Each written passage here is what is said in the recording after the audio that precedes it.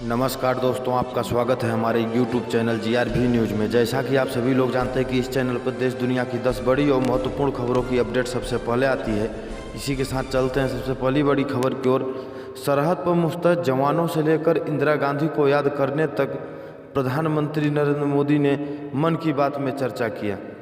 प्रधानमंत्री नरेंद्र मोदी ने रविवार 25 अक्टूबर को मन की बात कार्यक्रम के जरिए देश को संबोधित किया। कोरोना संकट के बीच आगामी त्योहारी सीजन को ध्यान में रखते हुए पीएम मोदी ने लोगों को संयम बरतने की सलाह दी। प्रधानमंत्री ने मन की बात कार्यक्रम की शुरुआत में दशहरा की शुभकामनाएं दी। उन्होंने कहा कि दशहरे का ये पर्व असत्य पर सत्य की जीत का पर्व है, लेकिन साथ ही यह एक तरफ से संकटों पर धैर्य की जीत का पर्व भी है। कोरोना संकट के बीच उन्होंने कहा कि पहले दशहरे पर बड़े बड़े मेले लगते थे, लेकिन इस बार उनका स्वरूप अलग है। रामलीला का त्यौहार भी उसका बहुत बड़ा आकर्षण था, लेकिन उसमें भी कुछ न कुछ पाबंदियां लगी हैं। पहले नवरात्र पर गुजरात के गरबा की गूंज हर तरफ छाई रहती थी, पर इस बार बड़े बड़े आयोजन सब बंद हैं। इसी के साथ चलते हैं अगली बड़ी खबर की ओर। भारत ने म्यांमार को दी पनडुब्बी, ये तोहफा है या कुछ और? इस पर चुप्पी क्यों? शायद ये शब्द इस बात को समझाने के लिए काफ़ी है कि भारत ने म्यांमार को आधिकारिक तौर पर एक पनडुब्बी सौंप दी, लेकिन इसे लेकर चर्चा बहुत कम क्यों? 15 अक्टूबर को विदेश मंत्रालय के संयुक्त सचिव अनुराग श्रीवास्तव ने भारत द्वारा म्यांमार को एक पनडुब्बी गिफ्ट करने की खबर पर स्पष्टीकरण मांगा गया।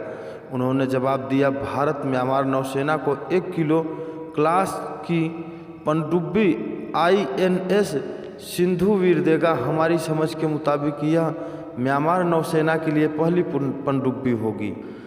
इसी के साथ चलते हैं अगली बड़ी खबर की ओर। रक्षा मंत्री राजनाथ सिंह ने सिक्किम में शस्त्र पूजा, बोले किसी को 1 इंच जमीन भी नहीं लेने देगी भारतीय सेना। रक्षा मंत्री राजनाथ सिंह ने दार्जिलिंग के सुकना युद्ध स्मारक में सेना का मनोबल बढ़ाते हुए कहा, भारत चाहता है कि भारत चीन सीमा तनाव समाप्त हो और शांति को संरक्षित रखा जाए। इसके अलावा मुझे विश्वास है कि हमारी सेना किसी को भी हमारी ज़मीन का 1 इंच का भी हिस्सा नहीं लेने देगी। इसी के साथ चलते हैं अगली बड़ी खबर की ओर। RBI गवर्नर शक्तिकांत दास को हुआ कोरोना, आइसोलेशन में रहकर करेंगे काम। रिजर्व बैंक ऑफ इंडिया के गवर्नर शक्तिकांत दास रविवार को कोरोना वायरस से संक्रमित पाए गए हैं। उन्होंने ट्वीट करके खुद के संक्रमित होने की जानकारी दी।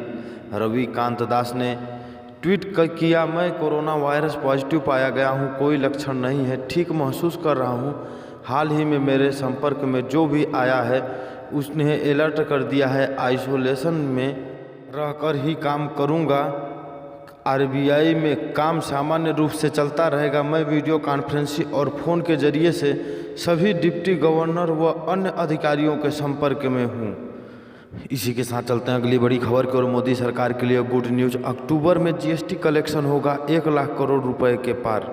कोरोना वायरस महामारी से बीमार हुई अर्थव्यवस्था को GST कलेक्शन थोड़ी राहत दे सकता है। महामारी के 8 महीने के बाद पहली बार अक्टूबर में 1 लाख करोड़ रुपए के ऊपर GST कलेक्शन का अनुमान लगाया जा रहा है। GST से जुड़े 2 अधिकारियों ने नाम न छापने की शर्त पर बताया कि उन्होंने आंकड़ों से पता चलता है कि इस महीने GST राजस्व में बढ़ोतरी मजबूत रही है, क्योंकि लॉकडाउन के बाद अनलॉक में कारोबार बढ़ रहा है और आर्थिक गतिविधि में भी तेजी आ रही है। वहीं त्योहारी सीजन में घरेलू खपत में भी तेजी देखी जा रही है। उन्होंने कहा कि GST रिटर्न दाखिल करने से अक्टूबर में अप्रत्यक्ष कर संग्रह 1 लाख करोड़ रुपए से अधिक हो सकता है, क्योंकि पिछले साल के मुकाबले 20 अक्टूबर को 1.1 मिलियन से अधिक GSTR 3B रिटर्न दाखिल किए गए हैं। इसी के साथ चलते हैं अगली बड़ी खबर की ओर। युद्ध की तैयारियों में जुटी शी जिनपिंग की सेना, 100 जवानों ने दागी दर्जनों मिसाइलें। भारत के अलावा चीन के कई पड़ोसी देशों से सीमा विवाद चल रहा है। ऐसे में चीन राष्ट्रपति शी जिनपिंग ने अपनी पीपुल्स लिबरेशन आर्मी PLA की तैनाती कई जगह कर रखी है। चीनी सेना के जवान समय समय पर अभ्यास करते रहते हैं, जिसके वीडियोज तस्वीर भी साझा की जाती है। अभी चीन ने साउथ चाइना सी में कई दर्जनों मिसाइलें दागी है, बीजिंग ने दावा किया है कि लाइव फायर ड्रिल के मौके पर कई जवानों ने हिस्सा लिया। पिछले कुछ समय से जिस प्रकार चीन युद्धाभ्यास में लगा हुआ है, उससे प्रतीत होता है कि वह युद्ध की तैयारियां भी कर रहा है और दूसरे देशों को युद्ध के लिए उकसा भी रहा है। इसी के साथ चलते हैं अगली बड़ी खबर की ओर। दिल्ली डॉक्टरों की सैलरी विवाद पर बोले सत्येंद्र जैन, एमसीडी के पास होल्डिंग लगाने के पैसे तनख्वाह देने के लिए नहीं। दिल्ली स्वास्थ्य मंत्री सत्येंद्र जैन ने आज रविवार इस बारे में कहा। दिल्ली में आज 4116 कोरोना के नए केस आए हैं। कल 55,000 से ज़्यादा टेस्ट किए गए थे। डॉक्टर्स की भूख हड़ताल पर वह बोले, एमसीडी के डॉक्टर हड़ताल पर बैठे हुए हैं। एमसीडी वाले पता नहीं पैसे क्या कर रहे हैं, कहाँ खर्च कर देते हैं। उनके पास होल्डिंग लगाने के पैसे हैं, सैलरी देने के पैसे नहीं हैं। यह तो हद हो गई है। इसी के साथ चलते हैं अगली बड़ी खबर की ओर। इस शहर में 2 किलो प्याज के लिए दिखाना होगा पहचान पत्र। 35 रुपये की दर से बेच रही है सरकार। प्याज की कीमतों में काबू करने के लिए जहां केंद्र सरकार ने उपाय तेज कर दिए हैं, तो वहीं राज्य सरकारें भी अपने स्तर पर जनता को फौरी राहत देने के लिए प्रयास शुरू कर दी है।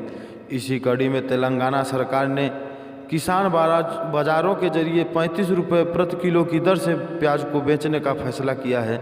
गौरतलब है कि खुले बाजारों में प्याज की कीमतों में तेज़ी से इजाफा हुआ है। कई जगहों पर प्याज के भाव 100 रुपये किलो तक पहुंच गए थे।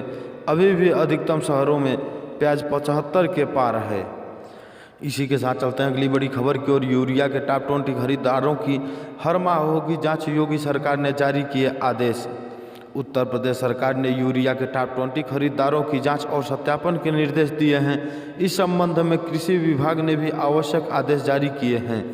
अपर मुख्य सचिव कृषि डॉक्टर देवेंद्र चतुर्वेदी ने बताया, सभी जिला अधिकारियों को निर्देश दिया गया है कि वे अगस्त व सितंबर में यूरिया उर्वरक के टॉप 20 खरीदारों की सूची पोर्टल से लें। इसके बाद 27 अक्टूबर तक जांच व सत्यापन कराते हुए सूचना डेस्क बोर्ड पर अपलोड कराया जाना सुनिश्चित किया जाए। इसी तरह अक्टूबर की लिस्ट पोर्टल से 1 नवंबर को और आगामी प्रत्येक माह की लिस्ट पोर्टल से निकालकर माह की 10 तारीख तक जांच व सत्यापन करा दोषियों के विरुद्ध कानूनी कार्रवाई कराई जाए। सूचना भारत सरकार के डेस्क बोर्ड पर अपलोड कराए जाने के निर्देश भी दिए गए हैं। इसी के साथ चलते हैं अगली बड़ी खबर की ओर। मिर्ज़ापुर की असली सांसद ने पीएम और योगी आदित्यनाथ से की वेब सीरीज मिर्ज़ापुर 2 की शिकायत हिंसक बताते हुए जांच की उठाई मांग। वेब सीरीज मिर्ज़ापुर 2 की मुश्किलें बढ़ सकती हैं और उत्तर प्रदेश के मिर्ज़ापुर जिले की असली सांसद और अपना दल की राष्ट्रीय अध्यक्ष अनुप्रिया पटेल ने इसके खिलाफ जांच की मांग की है। अनुप्रिया पटेल ने अपने आधिकारिक ट्विटर हैंडल से ट्वीट करते हुए लिखा कि माननीय प्रधानमंत्री नरेंद्र मोदी जी एवं माननीय मुख्यमंत्री योगी आदित्यनाथ जी के नेतृत्व में मिर्ज़ापुर विकासरत है। यह समर सत्ता का केंद्र है। मिर्ज़ापुर नाम वेब सीरीज के जरिए इसे हिंसक इलाका बताकर बदनाम किया जा रहा है। इस सीरीज के माध्यम से जातीय वैमनस्य भी फैलाया जा रहा है। सांसद ने एक ट्वीट में लिखा है कि मिर्ज़ापुर जिले की सांसद होने के नाते मेरी मांग है कि इसकी जांच होनी चाहिए, इसके विरुद्ध कार्रवाई होनी चाहिए। सांसद ने अपने ट्वीट में पीएम मोदी, सीएम योगी आदित्यनाथ और केंद्रीय मंत्री प्रकाश जावड़ेकर को भी टैग किया है। यहीं पे समाचार समाप्त होता है। इसी प्रकार के समाचार को पाने के लिए इस चैनल को सब्सक्राइब करें और ज़्यादा से ज़्यादा शेयर